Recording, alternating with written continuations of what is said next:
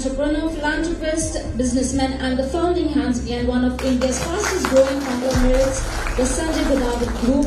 Not only is he a mechanical engineer, but he is also a licensed and certified pilot for helicopters, fixed wings, aircrafts, and gliders. Having formed SDG in 1993, he rapidly started diversifying in various high-value industries like aviation, consumer products, education, energy, mining, realty, retail, and textiles. Can we all give him a huge round of applause? SDG is home to more than 10,000 employees and is driven by its ambition to become the biggest, the best, and the most valuable conglomerate. Apart from the industrial sector, Sanjay in 2009 founded one of India's youngest universities, Sanjay Gadawat University SGU, which today caters to more than 16,000 students. Can we all give our guest of honor a huge applause? Thank you so much for being with us.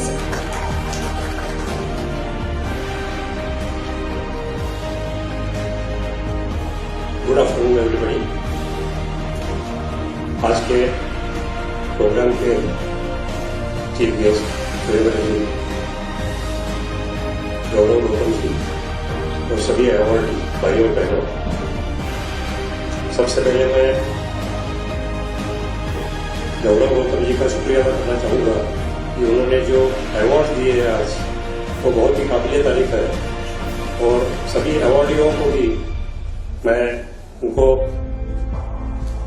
आभार प्रदर्शित करता हूँ और उनको congratulations देता हूँ कि उन्होंने अपने लाइफ में जो अच्छा काम किया है उसका ये रिकग्निशन है, और ऐसे अवार्ड से ही सबका मनोबल और बढ़ता है और हमें स्पिरिट उससे मिलता है, मोटिवेशन मिलता है, और इससे आगे और काम करने की भावना हमें तैयार होती है। इसलिए गौरव गौतम जी का शुक्रिया अदा करता हूँ। हाथ में स्टेथोस्कोप रहता है तो उसे डॉक्टर कहते हैं, जिसके हाथ में फाइल रहती है उसे एडवोकेट कहते हैं, जिसके हाथ में बैलेंस शीट रहती है उसे सीए कहते हैं, जिसके हाथ में गन रहती है उसे पुलिस इंस्पेक्टर कहते हैं, और जिसके हाथ में दानत होती है उसे गौरव गौतम कहते हैं। तो बहुत ही अच्छा काम किया है उन्होंने, और ऐसे जो रिकॉग्निशंस है, अवार्ड्स है, तो हमेशा जो काम करते हैं, अच्छा काम करते हैं अपने देश के लिए, अपने सोसाइटी के लिए, अपने राज्य के लिए, अपने सिटी के लिए, उन्हें हमेशा मोटिवेट करना चाहिए, तो ही उसका वो काम जो करते हैं उसका श्रेय उन्हें मिलता है पूरी तरह से। मैं आज कदम बंधुओं का भी शुक्रिया अदा करना चाहूँगा कि उनकी वजह से आज ये हमें अवार्ड मिला है कि जो माउली फाउंडेशन वो चलाते हैं, वृद्धाश्रम कोल्हापुर में बहुत ही अच्छी तरह से चलाते हैं।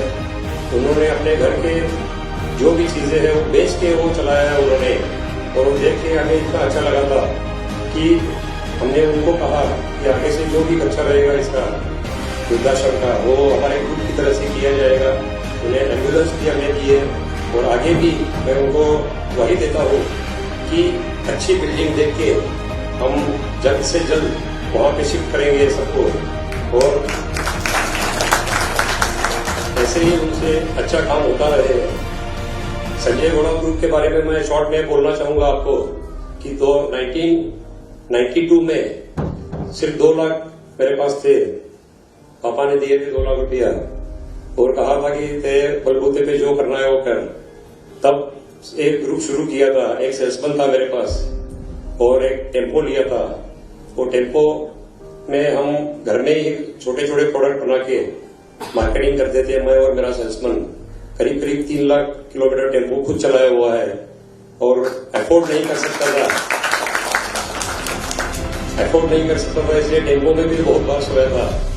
तो ऐसे करते करते आज मुझे कहने में बहुत खुशी होती है कि आज डाइवर्सिफिकेशन करते करते ये सॉल्ट से एयरलाइन तक, और जैसे नमकीन है, स्टार नमकीन है, आटा है, राइस है, और एयरलाइन है, एजुकेशन है, टेक्सटाइल्स है, माइनिंग है, ऐसे अलग अलग बिजनेस करते करते, डाइवर्सिफिकेशन करते करते एक 2 लोगों का यह ग्रुप 2 लाख से शुरुआत किया हुआ आज इसमें 10,000 लोग काम कर रहे हैं और 16,000 बच्चे शिक्षा ले रहे हैं यूनिवर्सिटी में।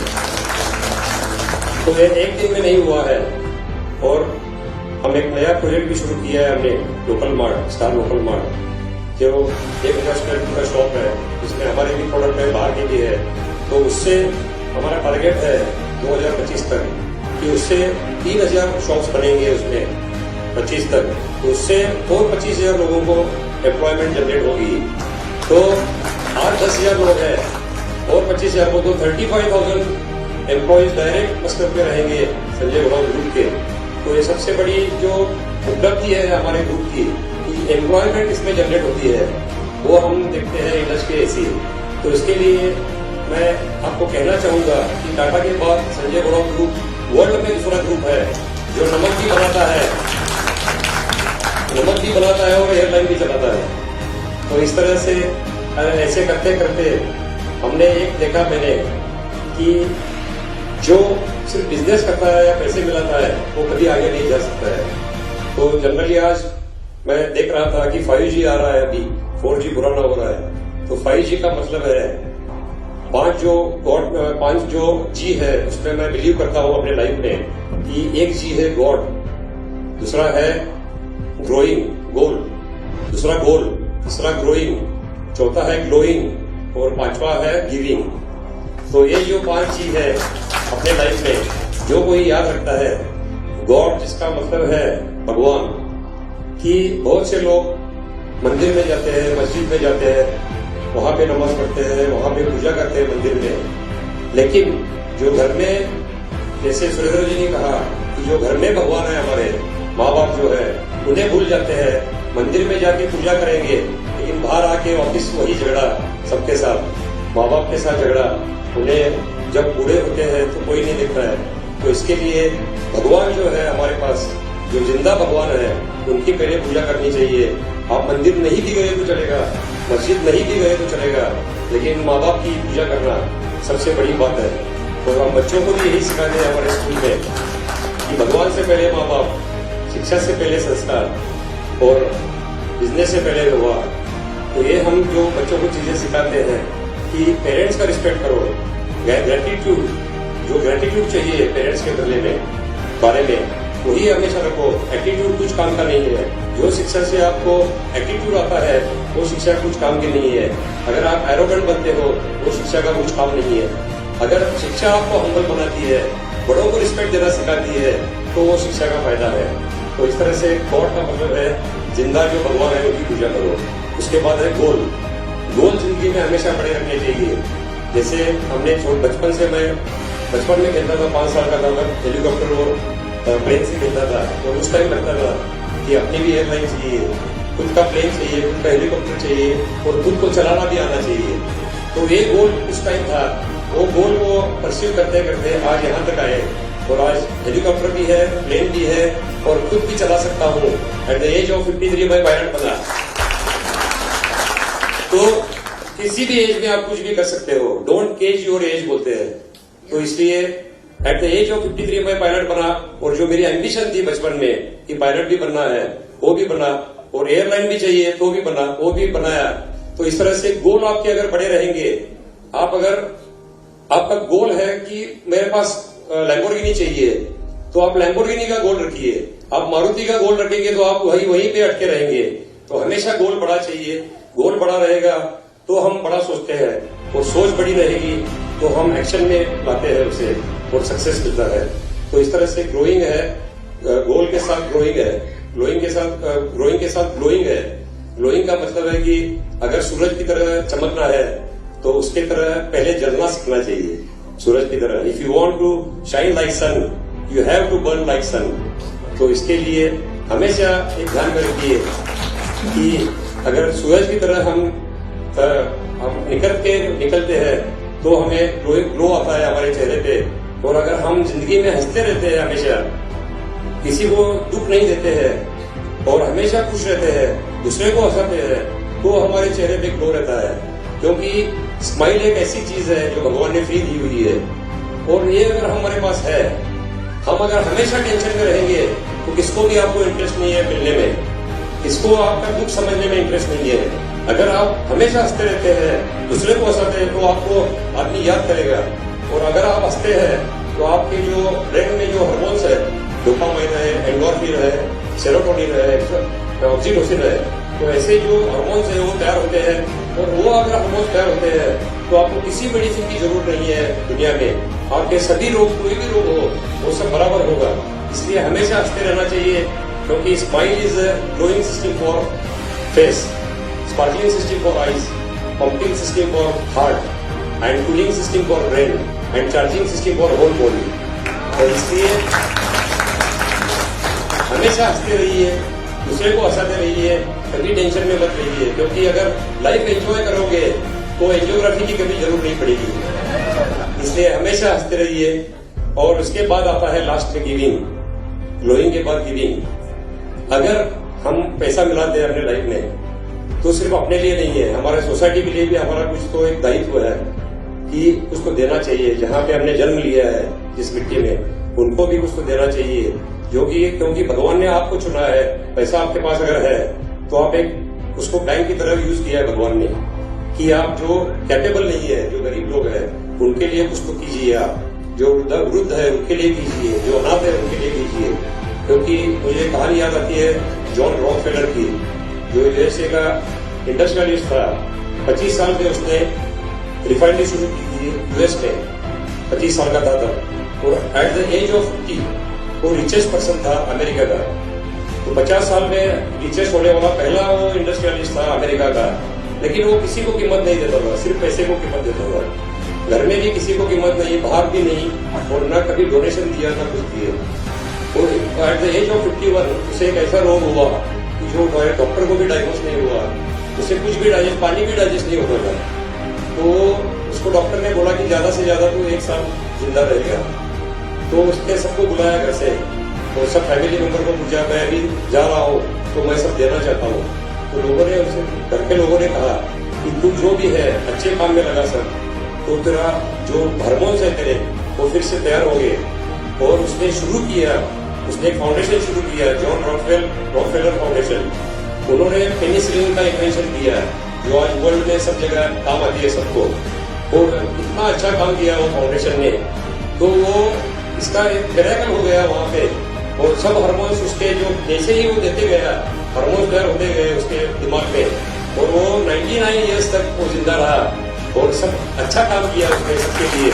तो इसलिए जो भी आदमी अच्छा है वो पहचाना जाता है कि गिविंग कैपेसिटी क्या है उसकी, टेकिंग नहीं। टेकर्स को कभी याद नहीं किया जाता है जिंदगी में, हमेशा गिवर्स को याद किया जाता है।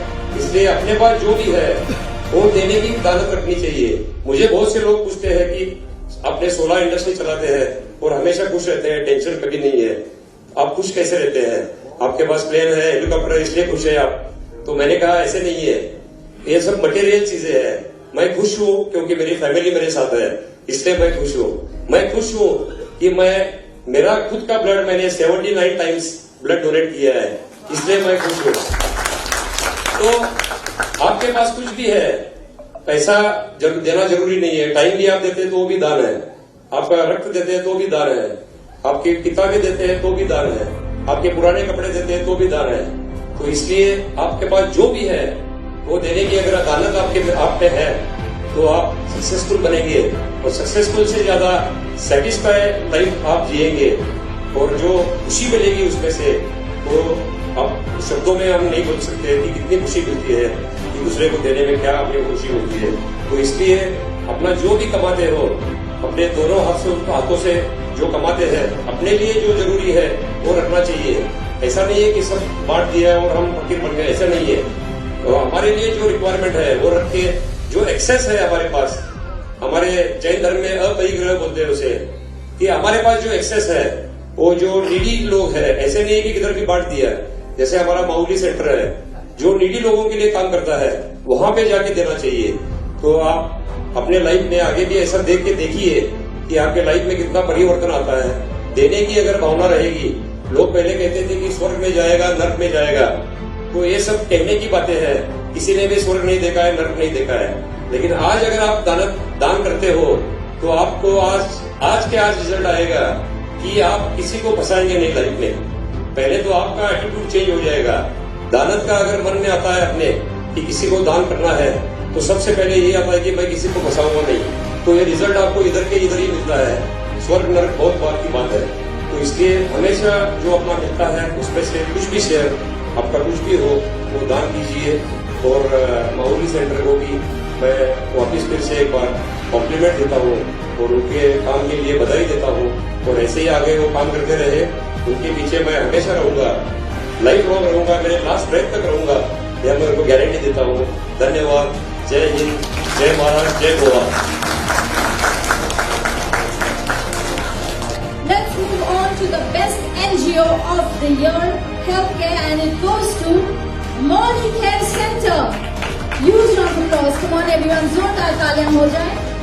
It is a significant year in the NGO category with a strong customer base and market presence. Since its establishment, Molicare Center is offering its help to its consumer while focusing on customer happiness, quality, empathy, helpful support, and patience, allowing Molicare Center to serve as one-stop shop. Molicare Center is famous and recognized for the various categories it offers. Helps to the needy, to customers both local and other parts of Kolhapur. This is growing day by day. Molicare Center go the extra mile to offer its help online to increase customer reach. Huge round of applause.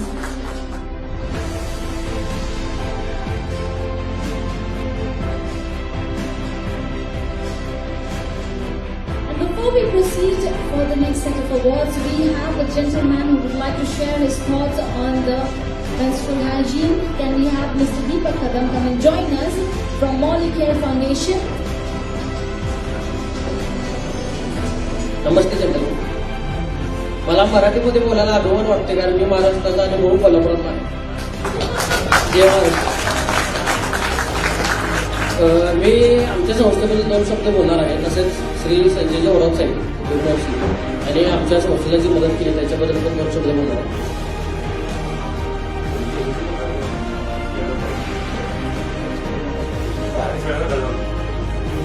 ठीक है. हमारी जो trust है वो 2014 में उनकी स्थापना हुई थी. अभी तक 9 साल हो गए. उसमें से अभी 987 लोग सुविधा ली है. उसमें से बेड रिडन, होमलेस, हेल्पलेस जो ओल्ड एज लोग हैं उनके लिए और ट्रस्ट चलाते हैं. अभी कोविड की जो साथ आई थी वो महाबीमारी थी, उस वक्त में हमारी जो संस्था थी वो पूरी की तरह बंद पड़ने वाली थी. तो हम ऐसे सोच रहे थे कि क्या करें आगे. हमारे इधर जो 60 के ऊपर लोग हैं उनका क्या करेंगे हम. जिनके जो बच्चे लोग हैं वो लेके जाएंगे, लेकिन जो लावारिस है, हेल्पलेस है, होमलेस है, उनका क्या होगा. तो हम यही सोच रहे थे कि अभी उन लोगों के लिए क्या करना है.